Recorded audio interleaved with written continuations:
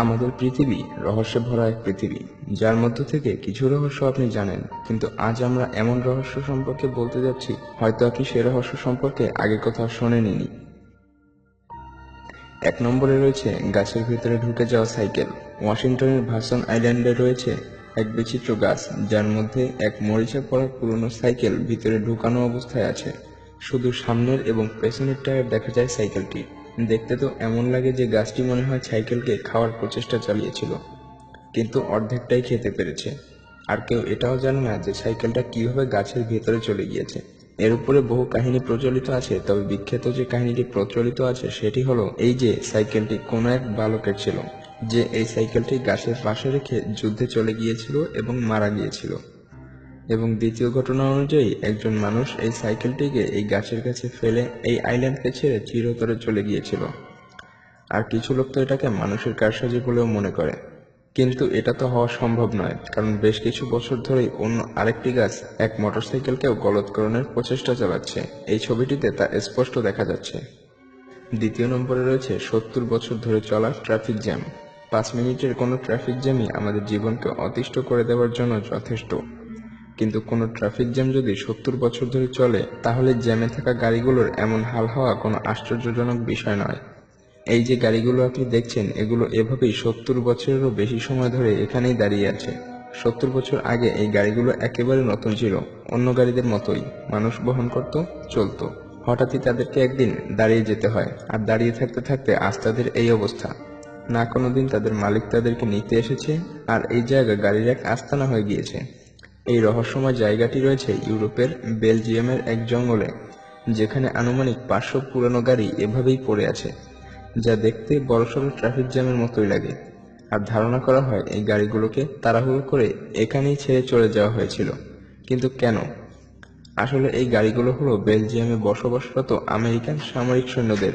দ্বিতীয় বিশ্বযুদ্ধের সময় নিজের নিজের গাড়ি এখানেই ছেড়ে যুদ্ধে চলে যেতে হয়, আর তখন তারা এই গাড়ির জঙ্গলে লুকিয়ে পার্ক করেছিল, এটা ভেবে যে যুদ্ধ শেষে এগুলো এখান থেকেই নিয়ে যাবে। কিন্তু যুদ্ধ শেষে সেই সৈন্যরা আমেরিকা পর্যন্ত নিয়ে যাওয়ার খরচ জোগাড় করতে না পারায় গাড়িগুলো এখানেই এই অবস্থায় ফেলে চলে যেতে হয়।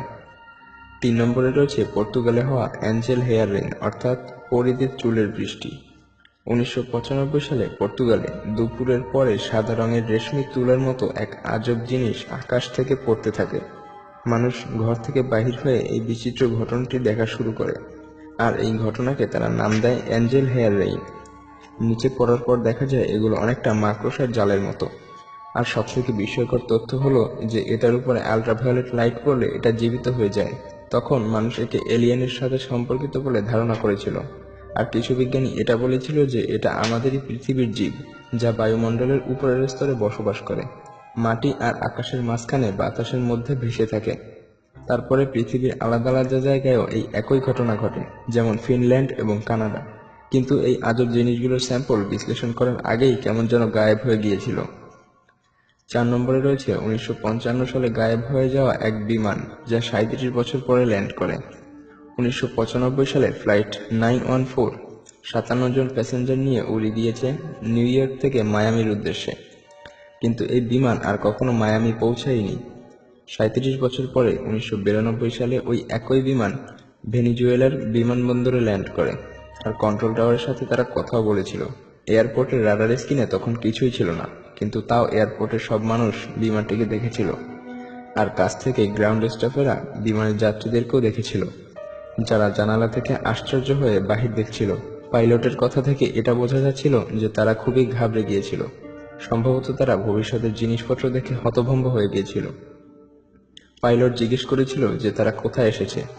জবাবে কন্ট্রোল টাওয়ারের কর্মী বলে এটা 1992 সাল, আর আপনারা কারাচ ভেনিজুয়েলার এয়ারপোর্টে। এটা শুনে পাইলট আরো ভয় পেয়ে যায়।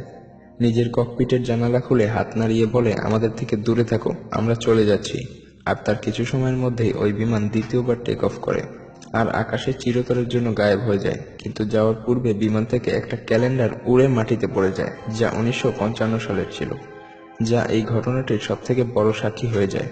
আর সেই সাথে কন্ট্রোল টাওয়ারের সাথে হওয়া সেই কথাবার্তারও রেকর্ডিং সেখানে ছিল, আর সেখানে উপস্থিত সকল মানুষ এই ঘটনাটির সাক্ষী হয়ে যায়। 5 নম্বরে রয়েছে গরিলার হাতওয়ালা বিচিত্র প্রাণী। মুভিতে দেখানো কাল্পনিক প্রাণীগুলো কিছু এই পৃথিবীতেও থাকতে পারে। এই কথা কেউই অস্বীকার করতে পারবে না, কারণ পৃথিবীতে যে কত ধরনের প্রাণী রয়েছে তা ধারণা করাও সম্ভব নয়। এ সম্পর্কে আমরা মায়াজাল চ্যানেলের অন্য একটি ভিডিওতে আলোচনা করেছি। ভিডিওটি না দেখে থাকলে ডেসক্রিপশনে লিংক দেওয়া আছে, সেখান থেকে দেখে আসতে পারেন। তো এমনই এক প্রাণীর দেখা পাওয়া গিয়েছিল অস্ট্রেলিয়ার এক অজগর সাপের মুখের ভেতরে। কুইন্সল্যান্ডের অস্ট্রেলিয়াতে একজন ব্যক্তি নিজের গ্রামের বাড়ির ঘরের পাশ থেকে এটাকে দেখতে পায়। তো আপনার যদি এই বিশাল অজগরটিকে আজব না লেগে থাকে, তাহলে এটার মুখের ভেতরে থাকা এই প্রাণীটিকে দেখুন। এটাকে দেখলে মনে হয় গরিলার হাতওয়ালা এটা এক বাদুড়। বাদুড়ের হাত সাধারণত ওরকম হয়ে থাকে না, ওটা বাদুড় হোক কিংবা কোনো আজব প্রাণী, এটা খুব বড় একটা রহস্য। কিছু মানুষ ধারণা করে এটা বাদুড় জগতের সব থেকে বড় বাদুড়, কিন্তু বৈজ্ঞানিক রেকর্ড অনুযায়ী ফ্লাইং ফক্স নামক বাদুড় হলো সব থেকে বড় বাদুড়। কিন্তু এই বাদুড়ের ভেতরে তার কোনো লক্ষণই ছিল না। তবে প্রাণীটি কি ছিল যা সেই অজগরটি খেয়ে ফেলেছিল? তো বন্ধুরা, আজকে এ পর্যন্তই। ভিডিওটি ভালো লাগলে লাইক দিতে পারেন, আর অন্য ভিডিওতে যাওয়ার আগে এই চ্যানেলটি সাবস্ক্রাইব করার অনুরোধ থাকলো, কারণ এই চ্যানেলে আপনারা এরকমই ইন্টারেস্টিং রহস্যে ভরা ভিডিও পেতে থাকবেন। ধন্যবাদ।